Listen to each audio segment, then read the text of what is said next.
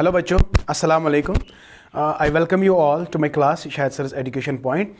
जो दूसरा वीडियो मैं अपलोड करने जा रहा हूँ, this is for counselling psychology. बहुत सारे स्टूडेंट्स हैं, देखो मैंने ऑलरेडी आपको कहा my specialisation education and psychology.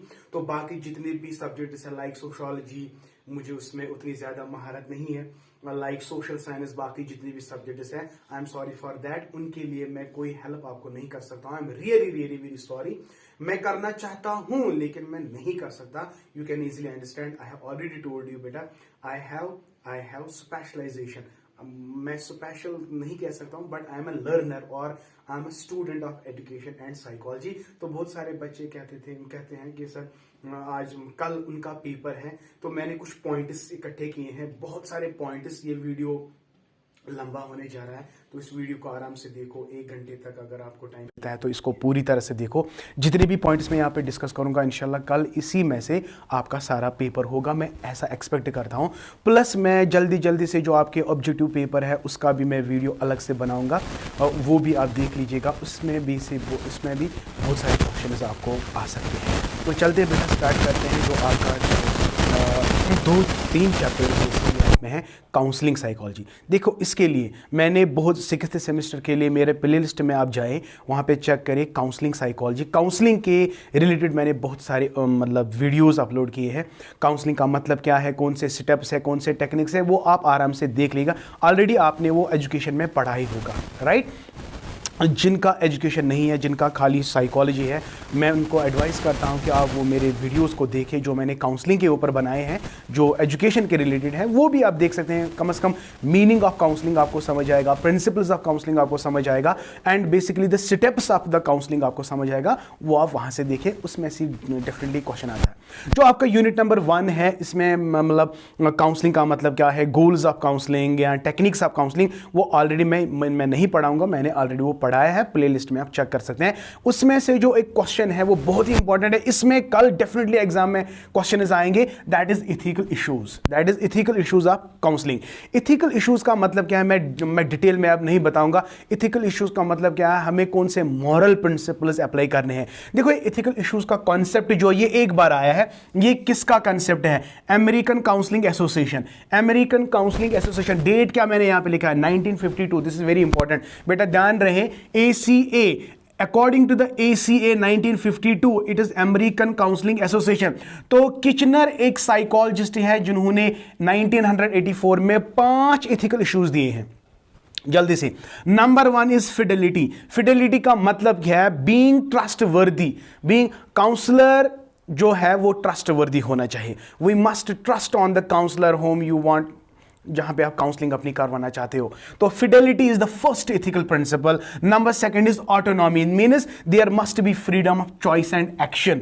तो अगर वहां पे आ गया freedom of choice of action, which principle ethical principle it is autonomy. चलते हैं बेटा, number next is beneficence. Beneficence, beneficence, तो इसका मतलब है टू डू गुड और बेनिफिट द क्लाइंट। जो क्लाइंट काउंसलर के पास आएगा, एक प्रिंसिपल है, we must help the client.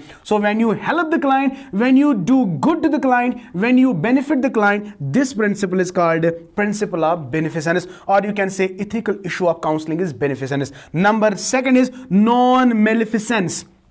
Very important, अक्सर नेट एग्जाम में आता है, काउंसलिंग जो आपका कोचिंग एंट्रेंस एग्जाम है वहां पे भी आता है। तो इसमें भी चांसेस है not to harm the client. जब आपके पास क्लाइंट आएगा उसको नुकसान नहीं पहुंचाना है, उसको नुकसान नहीं पहुंचना। इसका क्या मतलब है, इसका मतलब है नॉन मैलिफिसेंस। काउंसलिंग का एथिकल इशू बेनिफिसेंस, आप अच्छा करो काउंसलिंग के लिए। Non maleficence, harm, don't harm the client, harm कोई नुकसान नहीं पहुंचाना है क्लाइंट को। And justice, you have to respect the human rights of the client. Every client is a human being and there are the rights of the human, we must respect those human rights. तो justice, इसके अलावा इन 4-5 के अलावा जो और principles है ethical issues. Number 1, जो भी क्लाइंट आपको बोलेगा इसको आपको कॉन्फिडेंट में रखना है, यानी confidentiality of the data, right. Another is informed consent before you do counselling. Counsellor को ये क्लाइंट को बताना है कि मैं आपके साथ किस तरह की काउंसलिंग करना चाहता हूं, तो इसको कहता है बिफोर यू स्टार्ट काउंसलिंग, इसको भाई पहले इन्फॉर्म करो you are being counselling. Okay, number 2, debriefing. Counselling खत्म होने के बाद सब कुछ को बोलो कि हमने आपके साथ क्या क्या किया, एटसेट्रा। डीब्रीफिंग, ब्रीफली इसको एक्सप्लेन करना है कि काउंसलिंग का मतलब क्या, हम कितना सेशन, कितना टाइम आपके साथ स्पेंड करते हैं, कौन सी टेक्निक सब आप पे अप्लाई करते हैं। तो बेटा ये है क्या, ethical issues of counselling. I hope बेटा यू गॉट दिस पॉइंट है। इसमें डेफिनेटली 1 या 2 ऑब्जेक्टिव्स आपके आएंगे, आई होप सो। हाँ जी बेटा, जो आपका दूसरा यूनिट है इसमें आपको बेटा अप्रोचेस पढ़ने हैं, अप्रोचेस ऑफ काउंसलिंग यानी थेरेपीज पढ़ने हैं। पहली थेरेपी जो है दैट इज साइकोडायनेमिक। याद रखना है बेटा, इसका जो फादर है दैट इज सिगमंड फ्राइड, या फ्रूड बोलो या फ्राइड बोलो, वट एवर यू लाइक है। सिगमंड फ्राइड का साइकोडायनेमिक, साइको एनालिसिस आपने नाम सुना होगा, बहुत ही इंपॉर्टेंट स्कूल ऑफ साइकोलॉजी है जिसमें साइकोडायनेमिक, लेटर ऑन इसका जो बहुत सारे ब्रांचेस निकला है, इसको साइकोडायनेमिक अप्रोच कहते हैं। तो it was basically given by Sigmund Freud. Another we have behavioral technology, behavioral counseling. देखो ये हम डिटेल में पढ़ेंगे, 2-2, 4-4 पॉइंट से सभी पॉइंट्स में पढ़ेंगे। पहले आप इनके नाम याद रखो, ये किस किसने दिए हैं, ये इसमें से भी 1 या 2 ऑब्जेक्टिव्स आ सकते हैं। Psychodynamic, it is related with Sigmund Freud. तो बिहेवियरल अगर हम बात करेंगे, जेबी वाटसन एक है, Skinner is the second one, another is Ivan Pavlov and another is Joseph Wolpe. इनके बारे में हम बात करेंगे। तो अगर हम बिहेवियरल थेरेपी की बात करेंगे, the chief exponent of the behavioural therapy is BF Skinner. Therapy, लेकिन बिहेवियरल अप्रोच से जुड़े हुए इंसान जो है that is JB Watson, Skinner, Pavlov, Joseph Wolpe. ये आप बेटा याद रखेंगे, ये हम आगे डिटेल में बात करेंगे। पर्सन सेंटर की हम जब बात करेंगे तो there is only one person, humanistic से बिलोंग करता है, ह्यूमनिस्टिक स्कूल से बिलोंग करता है, कार्ल रॉजर्स। इसका मैंने ऑलरेडी वीडियो बनाया है, आप उस वीडियो को देख सकते हैं, सेल्फ डेवलपमेंट थ्योरी पे बनाया है मैंने। तो another is CBT, cognitive behavioural therapy. देखिए बेटा ये बहुत ही बढ़िया है, CBT, it is Aaron Beck and Albert Ellis. बहुत ही इंपॉर्टेंट है बेटा, इसको हमेशा याद रखेंगे। तो ये मैंने जो यहां पे पर्सनस एसोसिएशन यहां पे इनके साथ की है, तो this is very important. For example psychodynamic किसने दिया, सिगमंड फ्राइड ने। बिहेवियरल किसने दिया, JB Watson, Skinner, Pavlov, Joseph Wolpe. And person centred ये किसने दिया, कार्ल रॉजर्स ने। CBT, cognitive behavioural therapy, it is Aaron Beck and Albert Ellis. ये सारे नाम आपको याद रखने ही रखने बेटा, इसमें से कल एक क्वेश्चन जरूर आएगा। चलते हैं बेटा पहले साइकोडायनेमिक की बात करते हैं, साइकोडायनेमिक की बात करते हैं। देखिए साइकोडायनेमिक तो ये बिलोंग करता है साइको एनालिसिस से। देखिए बेटा इसमें आपको 3 चीजें पढ़ने हैं, 2 चीजें। साइको एनालिसिस, या हम ऐसे लिखेंगे साइको एनालिसिस, याद रखना बेटा, याद रखना। हाँ सॉरी, इसमें मतलब जो बेसिक टीनेंटिस है, बेसिक टीनेंटिस का मतलब है बेसिक जो पॉइंट्स इसने डिस्कस किए हैं। फर्स्ट पॉइंट इसने किया है ना instinct.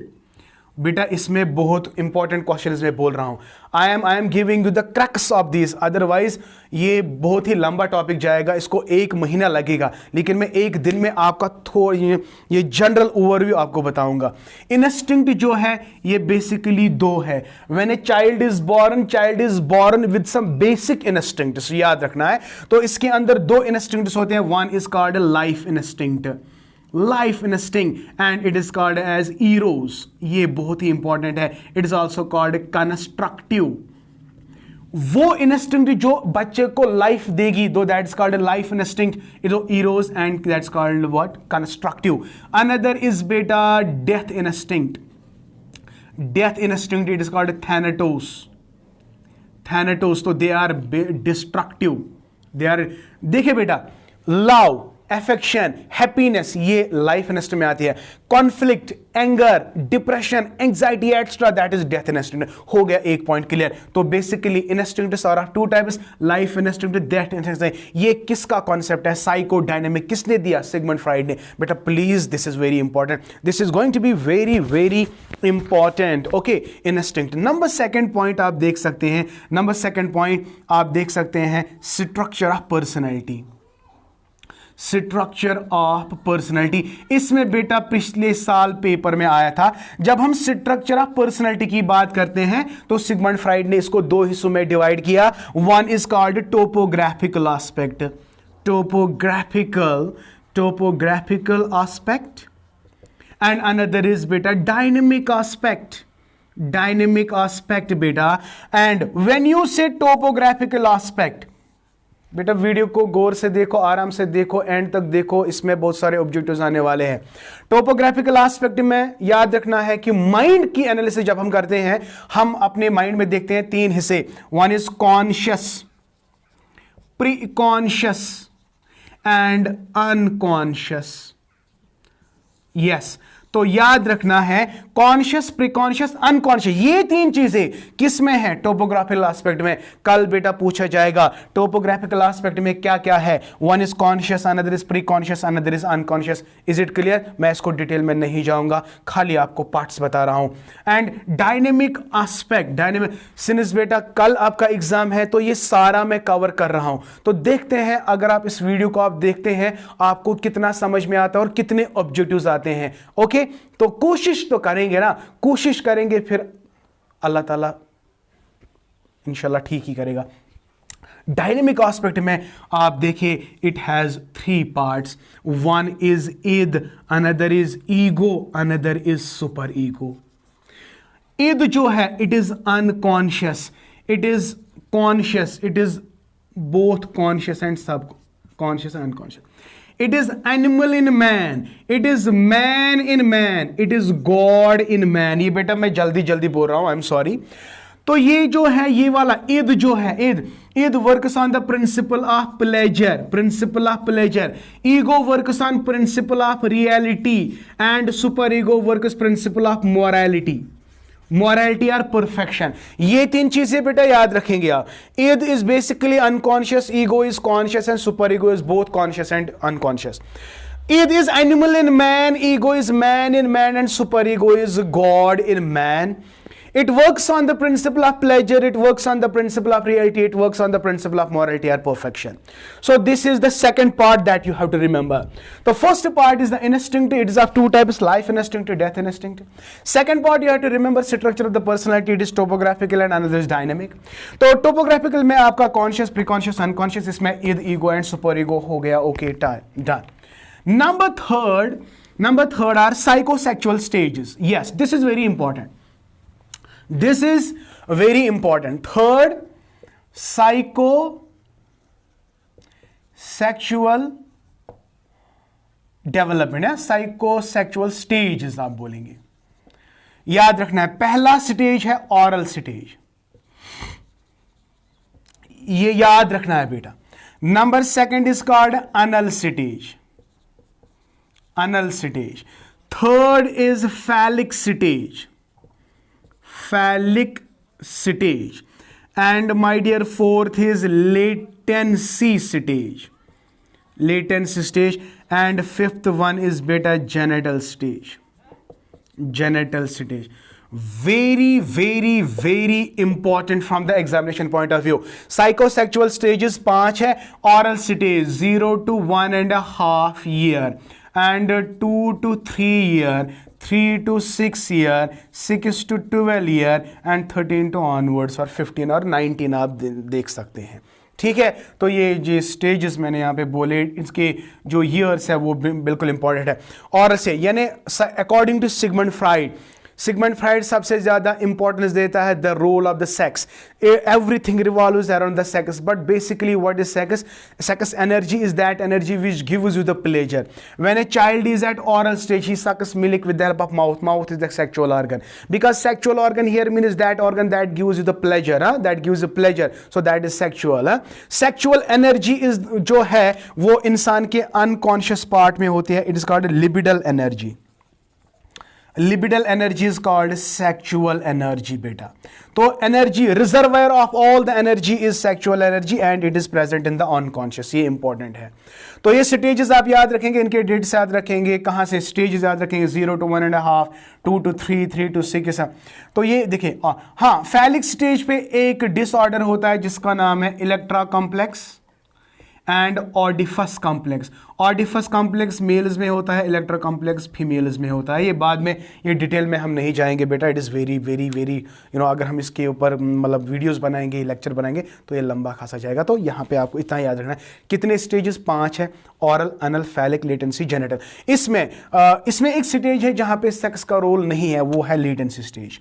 No role of sex. Yes, this is very important, this is very important. तो ये 4 चीजें आपको याद रखने ही रखने हैं. Okay, I hope you are getting. Okay, psychosexual stages is over. Psychosexual stages is over. अगर आपको एग्जाम पास करना है तो वीडियो को जरूर देखना है, ठीक है, एंड तक देखना है, पॉइंट्स को नोट डाउन करना है, तो फिर कुछ होगा. Otherwise it is very impossible, otherwise it is very impossible. ठीक है, तो इतने हैं. और भी ज़्यादा पॉइंट्स हैं लेकिन उनको हम डिस्कस नहीं करेंगे. अब देखिए, जब हम साइको एनालिसिस को अप्लाई करते हैं, साइको एनालिसिस को एज ए थेरेपी मानते हैं, तो वहाँ पे कौन कौन से टेक्निक्स का इस्तेमाल होता है. साइको थेरेपी में हम किन किन टेक्निक्स का इस्तेमाल करते हैं वो हम आपको बताएंगे. हाँ, number 1, techniques of psycho analytical therapy. Number 1 is बेटा फ्री एसोसिएशन. मैं यहां पे एक्सप्लेन नहीं करूंगा फ्री एसोसिएशन का मतलब क्या है, क्यों आपको याद रखना है. Number 2, dream analysis. Dream analysis, तो dreams are the royal roads, ये भी सिगमंड फ्राइड ने किया. Dreams are the royal roads of a person, ये सिगमंड फ्राइड ने कहा है. अनदर इज स्लिप ऑफ टंग.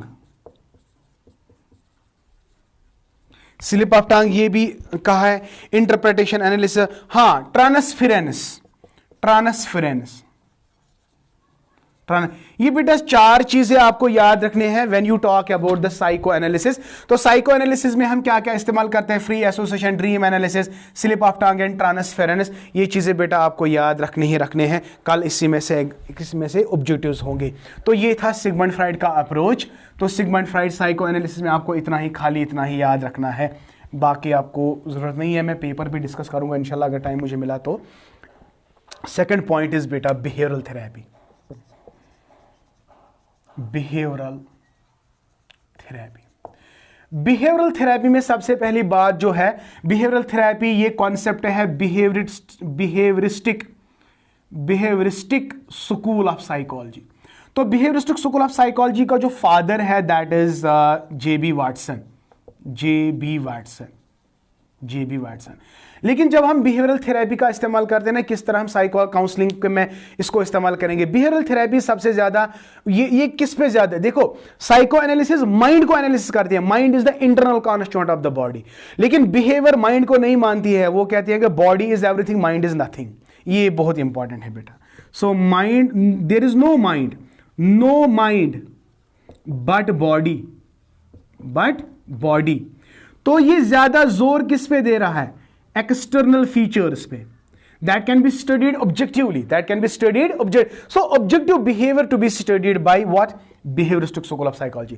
तो जब हम बिहेवियरल थेरेपी अप्लाई करते हैं, हम उन एस्पेक्ट्स पे ध्यान देते हैं जो आपको ऑब्जर्वेबल हो. Those aspects of the behaviour that are observable, the aspects that are observable, तो उन पे ज्यादा काम करेंगे. तो ये बहुत इंपॉर्टेंट है किसमें? बिहेवियरल थेरेपी में. तो बिहेवियरल थेरेपी जब हम अप्लाई करते हैं, हम दो चीजों का इस्तेमाल करते हैं बेटा. यहां पे देखो वेरी इंपॉर्टेंट है, मैं लंबा नहीं जा रहा हूं, मैं शॉर्ट में बताने जा रहा हूं, इससे आपको थोड़ा याद रहेगा। बिहेवियरल थेरेपी में बेटा हम क्लासिकल कंडीशनिंग का इस्तेमाल करते हैं, क्लासिकल कंडीशन, और हम करते हैं operant conditioning, classical conditioning and operant conditioning. हाँ, एक मिनट, तो यहां पे मैं डायरेक्टली आपको बताऊंगा कि आपको याद क्या रखना है इससे आपका। हाँ, क्लासिकल कंडीशनिंग में हम क्या क्या करते हैं। One we apply systematic desensitisation. Question आ सकता है, systematic desensitisation it is classical conditioning, ये इंपॉर्टेंट है। तो ये कॉन्सेप्ट किसने दिया था? जोसेफ वॉलप ने, ये बहुत इंपॉर्टेंट है। सिस्टमैटिक डिसेंसिटाइजेशन किसकी टेक्निक है? Classical conditioning. और number 2 exposure therapy, exposure therapy. And number 3 is aversion therapy, aversion therapy. Electro convulsive therapy, electro shocks वॉक्स जो हम देते हैं ना, वो aversion, electro convulsive therapy. I repeat, electro convulsive therapy वो एवर्शन थेरेपी में आता है। तो ये हम सब चीजें किस में इस्तेमाल करते हैं? क्लासिकल कंडीशनिंग में। इतना आपको याद रखना है। बिहेवियरल थेरेपी हम तब इस्तेमाल करते हैं जब आपको behaviour, objective study of external behaviour study करना होगा। आपको माइंड के बारे में बिहेवियरल थेरेपी नहीं देती है। तो वी कैन काउंसलिंग हम लर्निंग थ्रू करते हैं। We start counselling with the help of learning. तो learning is main important part of the behavioural therapy, ये आपको इंपॉर्टेंट याद रखना है। तो कितने चीजें आपने याद रखे? Systematic desensitisation, exposure, and another is what? Another is aversion therapy. इसी तरह ऑपरेंट कंडीशनिंग में क्या क्या इस्तेमाल करते हैं? Number 1 we make use of reinforcement. तो जितना हम ज्यादा रेनफोर्समेंट क्लाइंट को करेंगे उतना ज्यादा उसमें चेंजेस आएगी। नंबर 2 इज बेटा flooding, flooding. Number 3 is token economy, token economy. Another is modelling, modelling, flooding, modelling, training, social etcetera. तो ये सारी चीजें बेटा जी हम किसमें करते हैं? शाबाश शाबाश, किसमें करते हैं? ऑपरेंट कंडीशनिंग में। तो ऑपरेंट कंडीशनिंग में ये 4 आपको याद रखने हैं, और सिस्टमैटिक डिसेंसिटाइजेशन में आपको ये 3 याद रखने हैं। आई होप बेटा behavioural therapy is clear. Behavioural therapy external feature पे ज्यादा जोर देती है। The characteristics that can be studied objectively, right? Okay. After that 1960 में कॉन्सेप्ट आया CBT, यानी C for cognitive, B for behavioural, T for therapy. ये बेटा इंपॉर्टेंट है। कॉग्निटिव बिहेवियरल थेरेपी जो है, इसका जो क्रेडिट जाता है वो जाता है आरोन बेक। हाँ, ये Aaron Beck and Albert Ellis. पहले एल्बर्ट एलिस ने कॉग्निटिव थेरेपी दिया था, फिर बाद में बिहेवियरल थेरेपी दिया था। फिर उन दोनों को, कॉग्निटिव थेरेपी और बिहेवियरल थेरेपी को कंबाइन किया तो नाम पड़ा कॉग्निटिव बिहेवियरल थेरेपी। तो Albert Ellis and Aaron Beck के जो एक कॉन्सेप्ट्स है ये इसमें जुड़ते हैं, ठीक है? तो गोल्स अब इसका आप इतना ही याद रखेंगे, ज़्यादा इसमें आपको याद नहीं रखना है। कॉग्निटिव बिहेवियरल थेरेपी किसने दिया, आपको इसमें यही याद रखना है, बाकी आप अल्लाह पे छोड़े, ठीक है? तो इस तरह कॉग्निटिव बिहेवियरल थेरेपी में अब क्या करते हैं, हम कॉग्निटिव थेरेपी और बिहेवियरल थेरेपी को कंबाइन करते हैं, यानी साइको एनालिसिस और बिहेवियरल थेरेपी को कंबाइन करने के बाद हम जो दूसरा जो थेरेपी बनता है that is cognitive behavioural therapy. इसमें हम माइंड को भी स्टडी करते हैं और बिहेवियर को भी स्टडी करते हैं, तो दोनों चीज़ों को मिलाते हैं। तो that is why it is called it is called cognitive behavioural therapy. I hope बेटा ये तीनों थ्योरीज आपको समझ आ गई। ओके बेटा, CBT के बाद और एक है that is client centred therapy, ये मैं भूल गया, क्लाइंट सेंटर्ड थेरेपी, और ये दिया था कार्ल रॉजर्स ने।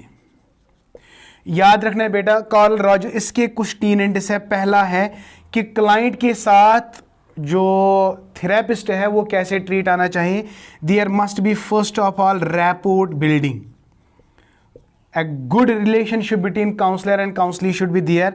Number second, unconditional positive regard, ये भी एक important characteristic है. And number third is empathy. और सबसे बेहतरीन जो point है that is congruent. तो ये चार चीजें जब हम थेरेपी अप्लाई करते हैं, क्लाइंट सेंटर्ड थेरेपी अप्लाई करते हैं, तो काउंसलर को चाहे वो पहले रैपो बिल्ड करे, वो इसको अनकंडीशनल पॉजिटिव रिगार्ड हो क्लाइंट के लिए, उसको एम्पैथी का मतलब है to treat the client's problem as his own problem, and another is congruent का मतलब है अगर आपका रियल सेल्फ है वो आइडियल सेल्फ के साथ बिल्कुल क्या कोइंसाइड होना चाहिए, तब आपके अंदर कॉन्जुरेंस आ सकता है. तो ये चार पॉइंट्स आपको याद रखने हैं क्लाइंट सेंटर्ड थेरेपी में. आई होप बेटा it is clear to you. तो तीसरा यूनिट जो आपके सिलेबस में है वो है basically some techniques. Some techniques है वहां पे, फॉर एग्जाम्पल प्ले है, ड्रामा है, योगा है, एटसेट्रा. तो आप यहां पे देख सकते हैं जो ड्रामा है ना, ड्रामा में 5 स्टेज थ्योरी आती है जो examination point of view important है. वो किसने दी है? रेनी इम्यूना ने 1994 में 5 स्टेज थ्योरी ऑफ ड्रामा दिया है. तो ड्रामेटिक जिसमें जो 5 स्टेज है वो ये है. Number 1 is dramatic play, number 2 is work stage, role play, psycho drama, personal issue, and another is dramatic ritual. जो साइको ड्रामा आप याद रखेंगे, ड्रामेटिक रोल प्ले है, ये जैकब एल मॉर्नो ने दिया था. ये क्वेश्चन आया था, साइको ड्रामा ये इसने दिया था. तो इसके अंदर 2 पर्सन्स होते हैं, one is called protagonist, another is antagonist. Protagonist is the first part, chief actor और मेन कैरेक्टर जो थ्योरी का होता है, यानी हीरो आप मान लीजिएगा. जो अपोजिट में होगा, जो दुश्मन होगा, उसको हम कहते हैं एंटेगोनिस्ट. तो साइको ड्रामा इसमें ड्रामेटाइजेशन रोल प्लेइंग का किरदार इस्तेमाल करते हैं. तो ये किसने दिया था? जैकब एल मोरिनो ने. तो इसमें 2 इंसान होते हैं, वन इज प्रोटैगनिस्ट जो मेन कैरेक्टर थ्योरी ड्रामा का होता है, और उसके जो अगेंस्ट वो जो काम कर रहा है उसको कहते हैं एंटेगोनिस्ट. ये भी आया था और ये भी आया था. इसके बाद आर्ट थेरेपी जो है, आर्ट थेरेपी भी हम अप्लाई कर सकते हैं ताकि हम काउंसलिंग कर सकते हैं बच्चों के ऊपर या अडल्ट के ऊपर. ये किसने दिया था? एड्रियन हिल ने 1942 में. तो ये क्वेश्चन आ सकता है, आर्ट थेरेपी जो है एड्रियन हिल ने दिया. इसी तरह yoga, Patanjali is the father of, कहते हैं फादर ऑफ दिस योगा. इसमें बहुत सारे योगा टाइप से आप खुद पढ़ेंगे. तो ये था, मैंने कोशिश की कि आपको इतना बोलूं. तो इसके बाद आप अगर ये वीडियो आप अच्छी तरह से देख सकते हो तो आप इस वीडियो को एंड तक देखो. बहुत सारे पॉइंट्स को मैंने यहाँ पे डिस्कस किया है. और इसी तरह हाँ, आपके जो सिलेबस में बिल्कुल मैंने लगभग ऑलमोस्ट, हाँ, अब चौथा जो है ना आपका फैमिली काउंसलिंग. फैमिली के बारे में आपको डेफिनेटली मतलब ऑलरेडी पता होगा कि फैमिली के रिलेटेड जो भी इश्यूज है, कंसर्न्स हैं, कॉन्फ्लिक्ट्स है, उसको हम फैमिली काउंसलिंग से ट्रीट करेंगे. फैमिली काउंसलिंग, इंडिविजुअल काउंसलिंग और फैमिली काउंसलिंग में आपको कोई मतलब अच्छी तरह से आपको मार्शियल काउंसलिंग यानी बिटवीन द कपल्स है, जब हम कपल्स के ऊपर मतलब बिटवीन वाइफ एंड हस्बैंड, वहाँ पर अगर कोई कॉन्फ्लिक्ट होगा वगैरह जो भी प्रॉब्लम्स है इन बिटवीन, उनको कैसे दूर करेंगे, तो हम मार्शियल काउंसलिंग. तो कैरियर काउंसलिंग आपको पता है, it is a vocational counselling. आप मेरा वीडियो देख सकते हैं, मैंने वो अपलोड किया है 6th सेमेस्टर के एजुकेशन सेक्शन में, तो आप देख सकते हैं. तो ऑलमोस्ट मैंने सारे 4 के 4 यूनिट्स यहाँ पे कवर किए हैं. Go through this video, go through this lecture continuously. In points को याद करो. जो मेरा दूसरा लेक्चर वीडियो आएगा अभी 2 बजे के बाद वो आएगा, तो उस पर मैं वो सारे आंसर कीज़ अपलोड करूँगा, तो वो भी देखो. इंशाल्लाह आपका मतलब 60-70% जो सिलेबस है, 70% पेपर आपको इसी 2 वीडियोस के अंदर मिलेगा. चलो, thank you. May Allah bless you and wish you all the best.